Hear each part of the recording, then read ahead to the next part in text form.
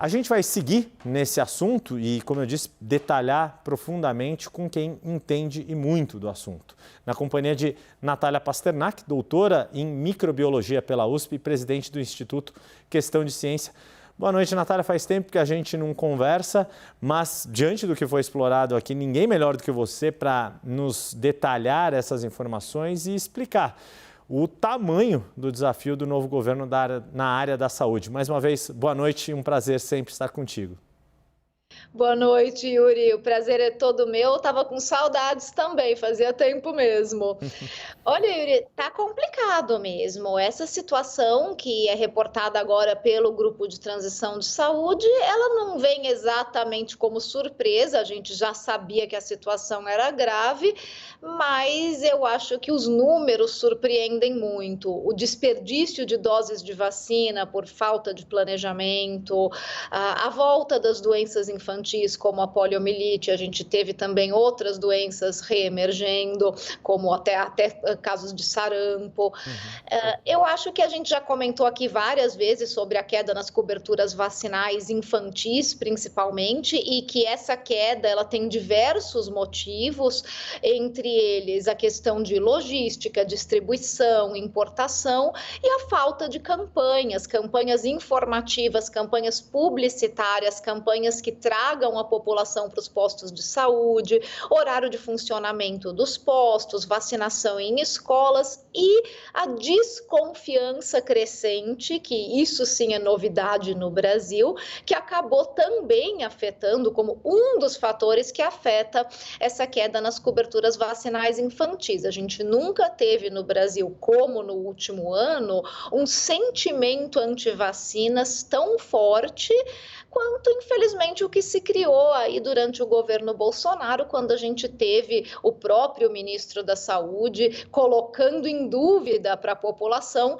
a segurança das vacinas infantis para a Covid-19. E isso, obviamente, acaba afetando a confiança nas vacinas como um todo. Então, tá complicado o quadro para a nova ministra de Saúde que vai assumir agora e que estamos muito felizes com a indicação dela, mas ela vai ter trabalho. Pois é, bom, deixa eu já então aproveitar esse embalo, já que você mencionou Nízia Trindade, que também, a exemplo de você e tantas outras grandes profissionais da área de saúde, nos ajudaram ao longo de toda a pandemia, primeiro para entender o que estava acontecendo e depois para esclarecer o quanto é importante ter a primeira mulher no Ministério da Saúde e uma mulher com a trajetória de Nízia Trindade na área de pesquisa, que também é tua área, né? Quer dizer, o fato de ser uma cientista, ter essa tarimba de cientista assumindo a pasta depois de tudo que a gente viu ao longo da pandemia. Natália. Olha, Yuri, o nome da Nízia é recebido com muita alegria pela comunidade científica e de saúde, porque ela tem uma trajetória impecável como pesquisadora, como acadêmica e principalmente como gestora. Então, assumir uma pasta de saúde não basta só ter o conhecimento acadêmico, a bagagem que ela traz de gestão pública e a formação dela interdisciplinar como socióloga e sanitarista, eu acho que é uma formação que realmente responde a todas as necessidades que ela vai enfrentar agora de conseguir integrar a saúde numa sociedade que foi tão problematizada aí durante o governo Bolsonaro. Então, ela tem toda a qualificação profissional necessária para fazer uma excelente gestão e o fato de ser a primeira mulher à frente da pasta de saúde também acho que é um símbolo para o Brasil e para o novo governo de respeito à diversidade de cores, de gêneros, de etnias e que só podem fortalecer um novo governo, uma gestão que preza pela diversidade certamente vai colher frutos. Natália, deixa eu te perguntar outra coisa sobre essa primeira constatação do relatório de que o Brasil ainda vive com uma grave crise sanitária. O que significa isso e como deve ser a gestão do governo no que diz respeito à pandemia no atual momento e inevitável também de te perguntar, diante do que a gente está vendo acontecer lá na China, que também, por outros caminhos, a gestão da pandemia lá também está se revelando bem complicada, para não dizer desastrosa.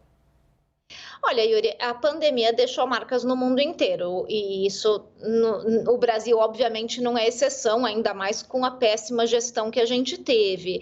Então, encontrar a situação de saúde do Brasil em crise, como eu falei, não é essa novidade. Acho que os números surpreendem, porque, né, a gente, infelizmente, sempre pode ser pior do que o que a gente imaginava.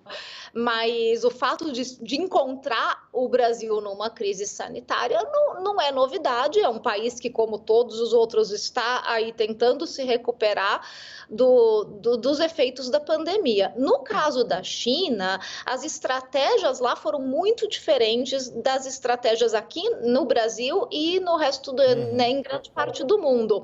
Então, a China, com a sua política de Covid-0, estabeleceu uma estratégia de lockdowns muito restritivos, muito agressivos, que até foram vistos como excessivos pelo resto do mundo e que colocaram a população chinesa numa situação de um estresse muito grande, porque realmente as pessoas eram levadas para a quarentena quando apresentavam o teste positivo, qualquer sintoma. E a China, então, de repente, sai desse regime altamente restritivo e com testagem em massa para uma situação nova de liberou geral. Não tem mais teste, as pessoas não vão mais para a quarentena, bem pelo contrário, a população agora é encorajada a ir trabalhar mesmo com sintomas e mesmo com teste positivo e sem nenhum tipo de esclarecimento de como isso realmente vai funcionar. Então, a gente tem uma população que está confusa, está com medo, as reportagens que a gente está vendo com declarações de cidadãos chineses que falam que não estão entendendo o que está acontecendo, que apesar da recomendação de ir trabalhar, eles têm medo de ir trabalhar porque eles têm medo de ficar doentes e eles ainda estão com o trauma da quarentena forçada, né, que era muito agressiva.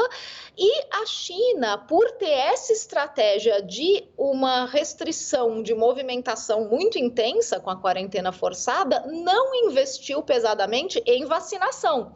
Então, a gente tem uma grande parcela da população chinesa, principalmente os idosos, que estão com somente 2 doses de vacinas fabricadas nacionalmente ali, que são as vacinas inativadas e que não são, infelizmente, as melhores vacinas. Hoje nós já temos dados suficientes para saber que as vacinas genéticas, as vacinas de RNA mensageiro trazem uma resposta melhor e que são necessárias, principalmente para os idosos, pelo menos 3 doses para proteger contra doença grave, hospitalização e morte. Então, a China encontra agora a sua população bastante vulnerável à circulação de variantes da Ômicron, que são variantes muito mais contagiosas, numa população que não tem imunidade prévia, porque estava trancada em casa, mas também não tem vacina, porque contou só com as vacinas nacionais e só com 2 doses. Isso a gente não vai ver no Brasil. O Brasil é um país que tem uma vacinação melhor do que a China nesse sentido e que tem a imunidade prévia, e não por bons motivos, mas tem a imunidade prévia para variantes de Ômicron. Então, a gente não deve ver uma situação tão preocupante no Brasil. A situação na China preocupa por essas particularidades e, claro, porque é muita gente, é um país com mais de 1 bilhão de pessoas, e você ter uma variante correndo livremente por ali, numa população que não está devidamente protegida, a gente sabe que pode ter escassez de medicamentos, escassez de insumos, problemas de exportação, inclusive desses insumos, vai abalar muito a economia chinesa por causa disso, e, claro, muita gente vai acabar sendo hospitalizada, muita gente vai acabar morrendo, porque mesmo que seja uma parcela pequena de 1 bilhão, é muita gente. Exato, tudo na China são cifras e proporções completamente, né, muito maiores do que as nossas, quase inimagináveis. Natália, uma última pergunta antes de te liberar aqui. A gente já falou dessa perda de 3 milhões de doses contra a Covid aqui no Brasil, segundo o relatório da transição, que é um absurdo por si só, e há toda uma expectativa em torno das vacinas bivalentes. Eu queria te perguntar um pouco se essa questão do que fazer com vacinas bivalentes, que se eu não estou mal informado, o governo brasileiro já tem disponível algum estoque, qual deve ser o encaminhamento que a futura gestão de Nízia Trindade deve dar para essas vacinas bivalentes? E explica para a gente um pouquinho por que elas são melhores do que as vacinas, ou qual a diferença delas em relação às vacinas que a gente já vem utilizando aqui no Brasil. E como você mencionou, da questão da China. O problema da China também é que eles continuam só com as vacinas de vírus inativado, não se abriram para outras tecnologias, né? Exatamente, Yuri.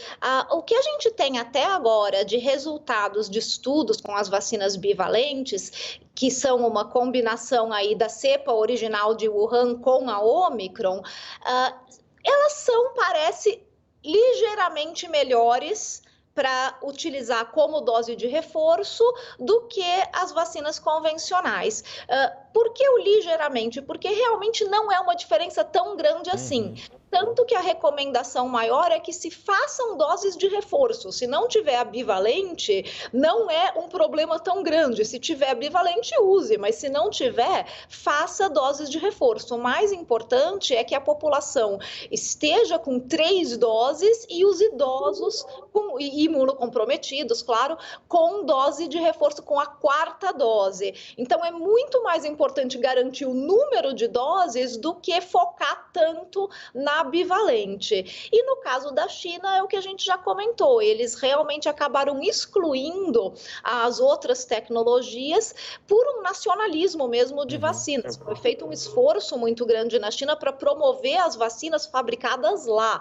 E infelizmente, essas vacinas não são as melhores. Então, a gente precisa hoje, a China precisaria realmente investir na importação de outras tecnologias de vacina para fazer o reforço. Natália Pasternak, doutora em microbiologia pela USP, presidente do Instituto Questão de Ciência, desculpa. Mais uma vez, Natália, obrigado. Sempre um prazer falar contigo, sempre um aprendizado. E deixo aqui, desde já, meu desejo de boas festas, um bom ano novo para você. Obrigada a você, Yuri. O prazer é todo meu e o meu desejo de boas festas também para toda a equipe e para todos os espectadores. Uma boa noite. Obrigado, boa noite.